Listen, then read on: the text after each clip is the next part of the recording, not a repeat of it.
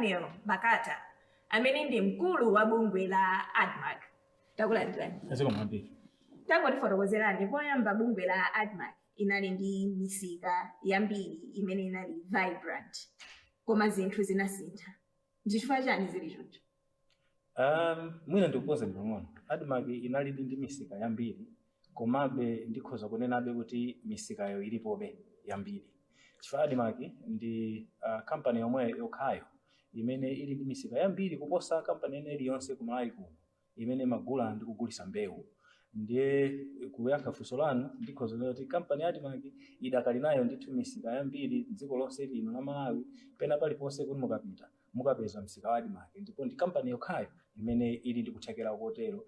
Koma misika imene isili yodalirika ngati imene zinali zaka zambuyo. Ndikhoza kunena kuti mukhoza yankula choncho komano ndikutsimikizeni kuti panopa misikayo ndi yodalirika. Mbuyo mwina tikhoza kunena kuti sitimachita bwino tivomereze ngati bungwe la ADMAC sitimachita bwino mbuyo mwina sitimatumikira anthu mwezi maneno okhalira. Koma panopa mukhoza nditsimikizira ano kuti ngakhale munthu wakumudzi akuzindikira kuti msika wa ADMAC umene uli pafupi ndi iyeyo panopa ambogwira ntchito bwino. Ndiye chasintha ndi chani pamene? Chimene chasintha ndi choti mukudziwa inu takhala tili pakalikiliki kuyikozanso bungwe la ADMAC kuti liziyenda bwino monga momwe linakhazikitsidwira. Mzaka 10-15 zapitazi linakhala ngati zinthu zasokonekera. Ndiye boma linaona kuti titumikire bwino anthu akumudzi amene amalima mbewu ngati alimi komanso anthu amene amafuna chakudya ngati amalawi konse kumene kuli ADMAC ikuyenera ikonzedwenso kuti ikhale yotumikira amalawi. Ndiye choyambirira kukonza inali misika imeneja kuti ipezeke izigwira ntchito tikhale ndi anthu kumene kuja oti azigwira ntchito azigula mbewu komanso azigulisa mbewu zosiyanasiyana. Panopa ndikhoza kutsimikizirani misika imeneja tsopano tikukonzanso tili nawo anthu oti akhoza kugula mbewu ndipo akugula mbewu tili nawo anthu oti akugulitsa mbewu msika uliwonse wa ADMAC. Komano chinavuta ndi chani kuti ADMAC isinthe kukhala ADMAC imene ankayidziwa nthawi imeneyo ndikuzafikapo kuti pena umafika kuti msika sukutsegulidwa. Panopo munena kuti mwakonza zinthu chani kupatula kunena kuti restructuring imene mwachitayi chinasintha ndi chani? Ndikhoza kunena kuti mwina momwe imayendetsedwera kampaniyo ndimene panalakwika. Chifukwa mukhoza nditsimikizira kuti kampani iliyonse mukamayiyendesa imakhala ndi masomphenya a oyendetsayo komanso amene chimene akufuna dziko limene tikufuna. Boma lililonse monga mudziwa ADMAC ndi kampani ya boma lililonse limakhala ndi masomphenya a kampani iliyonse imene ili yake. So chimodzimodzi ADMAC boma lililonse limakhala ndi masomphenya a kampani ya ADMAC. Kusonyeza kuti ogwira ntchito kwa ADMAC amene naonetsetse kuti kodi akugwira ntchito ija molingana ndi masomphenya a boma limene lilipo nthawi imeneyo kuti kodi lifuna kutumikira anthu bwanji kudzera bungwe la ADMAC.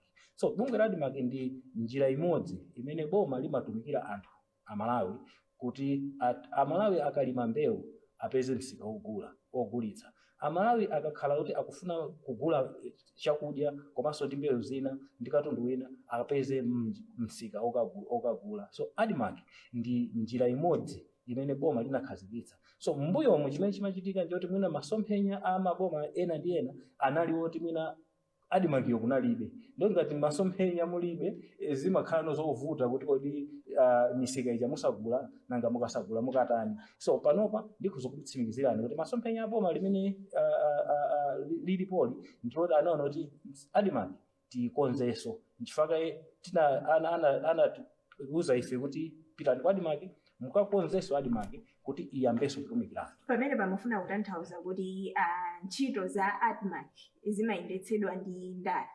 Ayi, ntchito za ADMAC sizimayendetsedwa ndi ndale. Ndale zimagwira bwanji ntchito kagwiridwe ntchito pa ADMAC? Ndale ndikhoza kuti zimagwira ntchito pa ADMAC komanso sizimagwira ntchito pa ADMAC koma sizimayendetsa bungwe la ADMAC.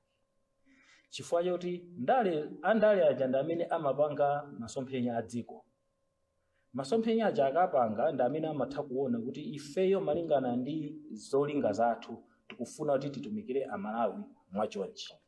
Ndipo amagwiritsa ntchito makampani osiyanasiyana amene boma linakhazikitsa kuti azigwira ntchito kutumikira anthu, public service companies. So ADMAC ndi company imodzi imene ili ya public service. company imene imatumikira amalawi. So boma likakhala ndi masomphenya kuti tifuna titumikire amalawi kudzera m'njira ya ADMARC, ndi mukhoza kuona kuti mwina andale alowerera chifukwa kuti masomphenya awo pa kampani ya ADMARC ndi otani. Koma no tikamagwira ntchito ifeyo ngati ADMARC, andale aja samalowera apo amangotiuza kuti ifeyo cholinga chathu ndi choti ADMARC itumikire amalawi, nde inuyo tufuna kuti mugwire ntchito yotumikira amalawi. Funso langa ndi la eya kapena ayi, kodi andale amalowerera pakagwire ntchito ka bungwe la ADMARC? Ayi, samalowerera. Ichabwino ndiye tangotikunikirani kuti restructuring imene mwakhala mukupanga zaka ziwiri ngatinso sizitatu zapitazo, mwapindulapo chani?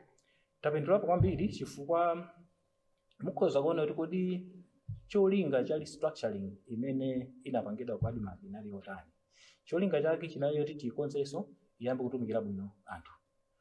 Pa chizungu tikhoza kuti efficiency ndi effectiveness, kuti ADMARC ija tsopano ikhale ndi mphamvu yotumikira bwino, iziyenda bwinobwino monga momwe inakonzedwera. Chifukwa ADMARC itu ili ndi zolinga, pa chizungu amati mandate, ili ndi zolinga zimene boma linakhazikitsira kuti ADMARC izitere.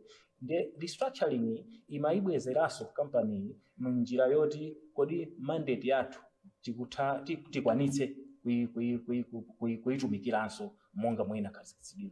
Ndi ndikuzosimikiza pano kuti ADMARC tsopano after restructuring yapangidwa kuti tsopano ndiyokonzeka ndipo ikutumikira amalawi monga amalawi momwe anayenera kufunira. Ndiye kupita chitsogolo tiyembekeze kuti zimenezi zizichitika kapena amalawi ayembekezere zotani?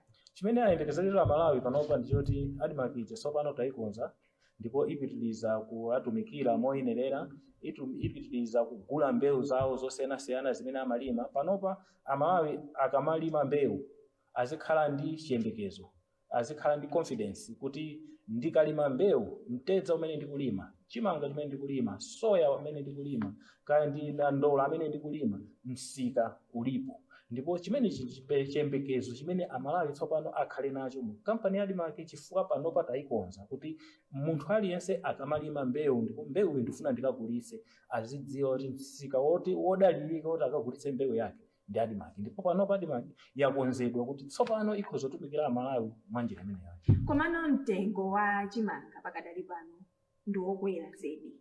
Mukuchitapo chani kufuna kuonetsetsa kuti chimanga sichili chodula kuno kumalawi?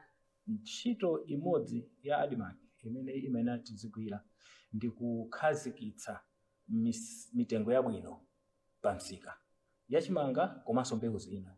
Mwina timangoona kuchimanga kukhako koma timagundanso ku mbewu zina. So tiye tikambeza chimanga ndiyambe ndi kugula chimanga. Tikamagula timayeneranso tionetsetse kuti tikumpatsa mlimi mtengo wabwino. Tikamagulitsa timayenera timpatse munthu ogula uja mtengo wabwino. Imene ndimene timati price stabilization. Price stabilization ndi mandate imodzi imene ADMARC inakhazikitsidwira. Moti mukamationa tikugulitsa chimanga pa mitengo yotsikirapo, imene ija ndithu timakhala kuti tikugwira ntchito imodzi imene ADMARC inakhazikitsidwira. Ndiye panopa ndikhoza kutsimikizirani kuti yes, chimanga chinakwera kwambiri ndipo chidakakwera mwina kuposa momwe chilili pano, achikhala kuti ADMARC inalibiretu chimanga.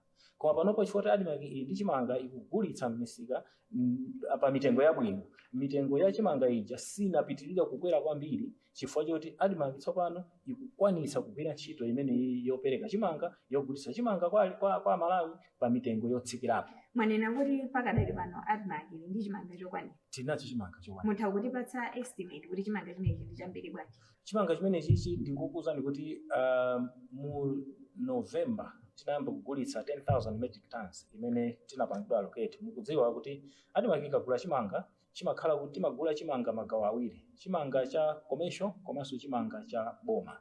Chimanga cha boma tikamagulitsa timayenera aboma atiuza kuti gulitsani matanzi mochuluka mwakuti, kapena lero tenganiso matanzi ochuluka mwakuti, ndiye tikachigula timachisunga, tikachisunga ndiye timachitenga ndikumachigulitsa m'misika mwathu. Mu October anatipasa kuti tiyagulitse 10,000 metric tons imene tinayamba kugulitsa. titafika mu December tinali tikugulitsabe titatsala mwina ndi 7,000 metric tons koma boma linaona kuti iyayi kufunika chimanga chipitebe ku misika chichuluke anatipasanso 10,000 metric tons ina kuphatikiza chonsechi chamukhoza ngati 20,000 metric tons imene takhala tikugulitsa nthawi yonseyi mpaka napanopa tikugulitsa ndipo amalawi asadandaule chimanga chilipo chokwanira tipitiliza kugulitsa mpaka na anthu akulole. Nkutheka kuti mwangotsegula kumene kanema yanu ino ndi MBC Exclusive. Dzina langa ndali nafe Mlamba ndipo lero tikucheza ndi Daniel Makata amene ndi mkulu wa bungwe la ADMAC. Khalani pomwepo.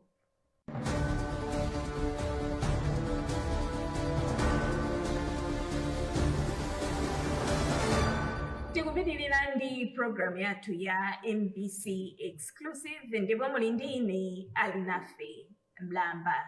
Lero tikucheza ndi Daniel Makata amene ndi mkulu wa bungwe la ADMAC. Makata, munatenga ulamuliro wa bungwe la ADMAC pa nthawi imene zinthu sizimayenda bwino. Tangotiunikirani ndi zinthu ziti ziwiri zokha zimene mukuona kuti izi zokha ndi ndinachita bwino. Choyamba ndinene kuti momwe timabwera kwa ADMAC ine ndi azinzanga ndisanene kuti ndinabwera ndekha. Ndinabwera ine ndi azinzanga cholinga chinali kuti tipange stabilize company ya ADMAC kuti ikhazikike itumikire amalawi moyenerera. Ndiye ndikhozotsimikiza panopa kuti tsopano takhazikitsa bwinobwino company ija talemba anthu oyenerera m'malo moyenerera. Choyambirira chimene tinayenera kuchita nkuona kuti kodi anthu amene tikugwira nawo ntchito ndotani nanga anthu amene angatithandize ndi ati. Choyambirira chifukwa kuti titumikire bwino anthu tikuyenera kukhala ndi anthu oyenerera m'malo moyenerera chifukwa m'mbuyomu kunali zoti aliyense amatha kupanga china chilichonse komano tinaonetsetsa kuti anthu oyenerera akhale m'malo oyenerera kuti tithe kumagwira ntchito ija mogwirizana chifukwa mukudziwa kuti tikamagwira ntchito imakhala yopatsirana iwe panga ichi iwe apange ichi kuti chitheke. So panopa ndikhozoona kuti takhazikitsa kampani ija yoti ikuyendano bwinobwino chifukwa kuti tili ndi anthu oyenerera talemba anthu oyenerera komanso takhazikitsa ma systems oyenerera oti tikamagwira ntchito ngakhale tikamagula mbewu sitiziberedwanso ndi ma staff kapena ma system amene analipo mbuyo kusonyeza kuti ma staff amabandithu mbewu chimanga kunali zinthu zimene zimachitika zambirimbiri kuti ndiyambe kufotokoza pano ndekuti program itithandize zimenezo komano kunali zinthu zambiri zimene zimachitika panopa ndikhoza kutsimikizirani kuti tayika ma systems oti munthu kuti apange zimenezozo yekha amaonekera mosavuta ndipo ena ndi awiri atatu anayesera kuti apange zoterozo panopa kuti mukayang'ane mukapeza kuti tatulutsamo system chifukwa system etayika mu ADMAC ndiyoti itumikire anthu komanso tizigwira ntchito professionally. Ndichifukwa ifeyo ngati ma professionals amene anatikhulupirira kuti tigwire ntchito kwa ADMAC tikuyenera tigwire ntchito ija professionally. So zimene tikupanga tifuna kuti wina aliyense akamagwira ntchito tizigwira professionally tisamagwire ntchito kuti bora ndabwera pano ndipange za ine chifukwa kuti ukapanda upanga za ADMAC ndiye kuti siziyenda. So panopa tapanga company yoti ili ndi anthu oyenerera komanso tapanga introduce ma systems oti atithandize kuti company chizenda bwino. Koma ngakhale mukunena choncho sabata zingapo zapitazo wachiwiri kwa mtsogoleri wa dziko lino Dr. Michael Usi anayendera maofisi anu. Ndipo kumene wanakudzudzulani kunena kuti ayi mukuononga galimoto muli ndi galimoto zambiri zimene zinafa koma simumazikonza. Ndi chifukwa chani zimene zizili choncho? Ndiye kuonongeka kwa ADMAC kwa mbuyo mukunena kuja ndi kumene kuno titafikanso nafe tinadabo kuti tsopano magalimoto awawa akuoneka abwinobwino n'chifukwa chani ali packed like this. Titakapanga cheki tinaona kuti magalimoto aja anazulamo zinthu zonse zofunikira. Ndiye chifukwa chani simukuakonza kapena kuti tiakonze ikuzikuyenera kutenga ndalama zochulukirapo ndiye sitingakonze magalimoto aja nthawi imodzi. Ndiye tikukonza pang'ono moti ena ndithu tadzutsa akuyenda amene ajawa ali pa program yoti tiakonze komano ndikhoza kutsimikizirani kuti ndi magalimoto oti sanasamalidwe mbuyomo. So ukakhala kuti chinthu sunachisamale ngati galimoto chimakhala chovuta chimatenga nthawi kuti uchikonzenso chifike pa mlengo umene ukunena kukhala koma ndikutsimikizireni tikuchita chilichonse kuti magalimoto amene tiakonze kuti azigwira ntchito yenera. Panali nthawi imene bungwe lanu linanena kuti lili ndi malingaliro omagulitsa ufa. Zimenezi zili pati. Zimenezo ndithu zikuchitika. Ifeyo titaona ntchito imene timagwira, tinaona kuti Admark imagula mbewu zosiyanasiyana kuphatikizapo chimanga. Komanso kuwonjezerapo, Admark ili ndi mashinari osiyanasiyana amene timakonzera mbewu zathu tikagula, value addition. Mbali imodzi imene tinalibe ndiyopanga value addition ya chimanga. Chimanga cheti magula kuchisunga warehouse yathu, kudikira nthawi yoti tizachigulise ndi kuchazigulisa. Mnyengo imene iyi timachisungayi ndiye kuti tizichisamala, tizichithira mankhwala, tizichitembenuza, chimakhala chodula kuchisunga chimanga kusiyana kuti mukangogula mwina muchigwiritsa ntchito.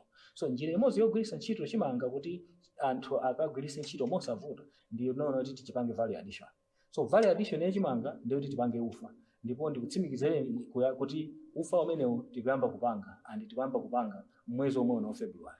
Amalawi mwina ukamatha mwezi uno akhala kuona ufa wa Admark m'misikamo komanso ngakhale m'mashopu osiyanasiyana. Mwakhazikitsa mtengo wake wa ufa umenewo tilengeza posonyedwa apa chifukwa tikudziwa kuti Amalawi ali ndi njira zina zimene amagulira ufa, koma ngati kampani ya Admark imene nthawi zonse imabweretsa mitengo yabwino tibweretsa ndithu mtengo wabwino wa ufa. Tikaona nkhani yogulitsa kugula mbewu ndi zina zotero mukuoneka kuti mukuchita bwino ndithu. Komano panali nthawi imene bungwe la Admark linali ndi minda zake zokhazikika. Koma panali malipoti onena kuti minda imeneyi sikudziwika kuti pana kumene akuyigwiritsa ntchito ndi ndani. Mutipo chani pa zimenezi? Zoonadi, Admark inali ndi minda yosiyanasiyana imene timayiona ngati Amalawi. Kuti Admark ndi munda ukulima, Admark ndi munda ukulima. Ifenso titafika mu Admark mu tinafunsa limenelo kuti kodi minda ya Admark imalima ija ili kuti. Ndikutsimikizireni pano kuti titafika anatilozera minda iwiri yokha imene ilipo ngati Admark. Ne minda inayo inapita kuti. Imeneyo tikufufuzabe kuti tione kuti kodi inayenda bwanji. Komano panopa chimene ndikhozotsimikiza kuti ifeyo titafufuza kuti tifuna minda ya Admark imene Admark imalima ili kuti. Titangana mabuku athu tinaona minda ina ndi ina, komano minda imene ikuoneka kuti idakalibe m'mabuku mwa Admark panopa ndi iwiri, ndipo iwiri yonseyi ili ku Mangochi. Andi ndikutsimikizireni ifeyo panopa minda imeneyi tayamba kulimamo. Koma tineneza kuti minda imeneyi munalandidwa kapena munaberedwa? Pakadali panopa mwina ndisathamange kunena kuti tinalandidwa kapena tinaberedwa chifukwa tikuyang'anayang'anabe kuti minda imeneyi inayenda bwanji. Komano ndikhoza kungotsimikiza, ndikhoza kunena zimene ifeyo tazipeza kuti pakadali pano minda imene ndikhoza kutsimikiza kuti ili m'mabuku mwa Admark ndipo iyi ndi Admark ndi iwiri ndipo imene ili Mangochi. Kupita chitsogolo ndi phunziro lanji limene mwaphunzira makamaka tikaona ntchito za bungwe limene la Admark. Panali zotsamwitsa zimene zachitika. Komano Amalawi akhala akuyembekezera zotani kunena kuti ma-operations abungwe lanu afika potani? Zoona, Admark yakhala yakudutsa mzambiri. Podutsa mzambiri muja sinatumikire Amalawi moyenerera. Ndi panopa Admark tayikonzanso kuti itumikire Amalawi moyenerera. Mukati kutumikira Amalawi moyenerera. Kutumikira Amalawi moyenerera kumene kukundu kutanthauza kuti Amalawi amadziwa bungwe la Admark ngati msika wa mbewu zosiyanasiyana. Tikamati msika ndiye kuti umatha kuwagulitsa komanso kukagula. Panopa Admark tsopano yakonzeka kuti ikagule mbewu kwa mulimi nthawi yake komanso pa mitengo yoyenerera. Ndipo Amalawi amene panopa ali kumunda akupita kumunda kukalima mbewu zawo azidziwa kuti mbewu zikakolola msika ali nawo. Ndipo ifeyo tabwera ndipo tayikhazikitsa Admark kuti Amalawi azidziwa kuti akamalima mbewu ina iliyonse imene wakulima msika umene akhoza kukagulitsa Admark yabweranso yagule mbewu zawo. Ndipo ifeyo takonzeka ngakhale chaka chinochi mbewu zimene Amalawi akulima azidziwa kuti msika wa Admark wakonzedwa kuti awagule mbewu zawo. Mtedza, soya, nyemba, nandolo, mpunga, chimanga chimene mbewu zonsezi atibweretsere ndipo takonzeka tufuna zambiri. chifukwa cholinga cha ADMARC ndichoti tizipeza misika ya mbewu zimene zija tizikagulitsa kumalawi konkuno komanso ngakhale mayiko akunja. Cholinga chathu ndichoti amalawi azipeza phindu pa ulimi wawo. Mukudziwa inu kuti kumalawi kuno ambiri ndi alimi, timachita za ulimi, ndipo tikalima tizipeza phindu, ndipo phindu la ulimi timalipeza ngati tili ndi msika odalirika, chifukwa ilipo misika ina imakamulanda mlimi oti osaonanso phindu pa ulimi wako. ADMARC yabwera kuti ikonzenso phindu la mulimi, ndipo ife cholinga chathu ndichoti mulimi akalima mbewu timpase mtengo wabwino, ife mbewu zija tizikonze, tipange value addition, tikagulitse kumalawi konkuno komanso ngakhale mayiko akunja.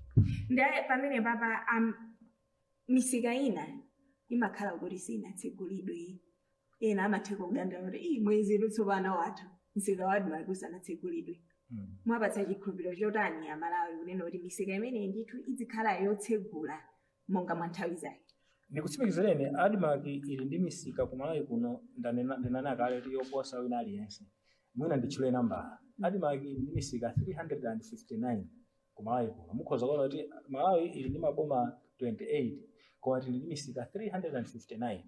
Pa 359 imeneyi misika 240 imakhala yosagula kuyambira January mpaka na December. Simatseka tsiku limodzi, kaya tikugula mbewu, kaya kudera kuja mbewu zokulibe, kaya tikugulisa mbewu tikhala kuti sitikugulisa tsiku limene lolo, koma msika uja umakhala yotsegula. Misika 240 imakhala yotsegula every day. Misika ina timayitseka chifukwa imakhala more seasonal. Timakagula mbewu kapena tikagulitsira mbewu malingana ndi dera limene lijalo. So imakhala kuti ndi misika yoti ikusokerera kuti ogulitsa mbewu asayende mtunda wotali kapena ogula mbewu asayende mtunda wotali. Imakhala misika yosokerera. Ndiye tinakhazikitsiratu kuti misika yosokerera yathu ndi iyi, koma misika yokhazikika 240 imakhala yosagula 365 days ya chaka.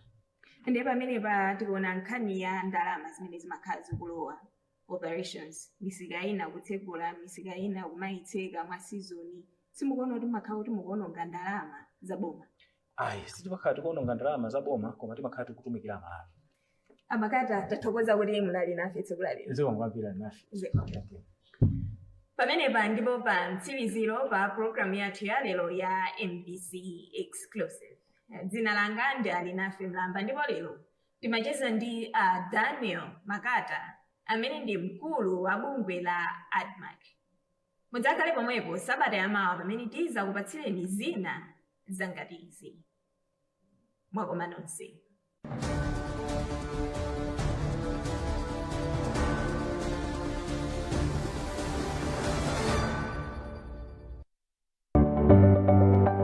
Sabata ino mu program ya Woman Talk. Kodi ndizotheka kuti azimayife tingakhale chipsinjo kwa zinzathu chifukwa cha khalidwe lathu?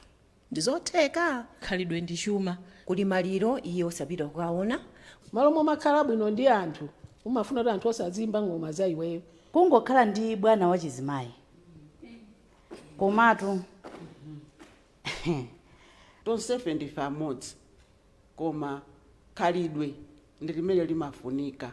Kumufunsa mzibambo kuti inu bera ni mwakapikula kuti amatha kukuza bwinobwino, koma kumfunsa mzimayi zako kuti amagulisa chinthu chomwecho inu kukhala auditor wachita auditor anthu modzi wonse. Kungomuona Jeni ndo matama amandibowa.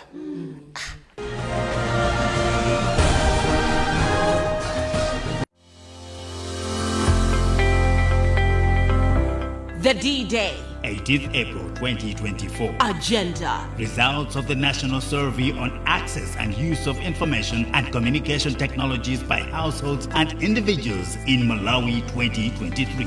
Malawians trust us, they watch us, and they listen to us. From a news perspective, from a program's perspective, it means we need to up our game.